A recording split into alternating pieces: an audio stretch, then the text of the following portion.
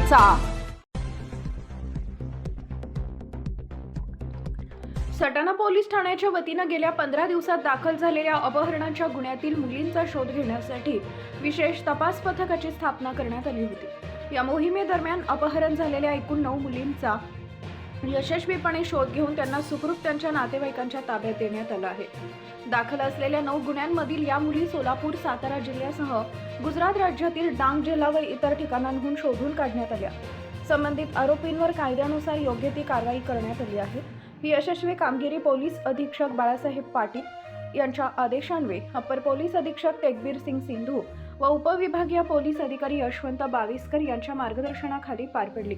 तसेच पोलीस निरीक्षक योगेश पाटील यांच्या सूचनानुसार विशेष तपास पथकानं ही मोहीम राबवली।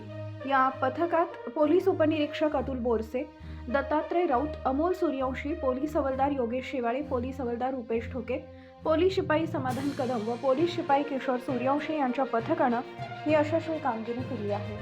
अपहरणाच्या गुन्ह्यात मुलींचे प्रमाण मिळून येण्याचे कमी असल्याने माननीय पोलीस अधीक्षक श्री बाळासाहेब पाटील साहेब यांनी 15 दिवसापूर्वी विशेष मोहीम राबवण्याबाबत आदेशित केलेले होते।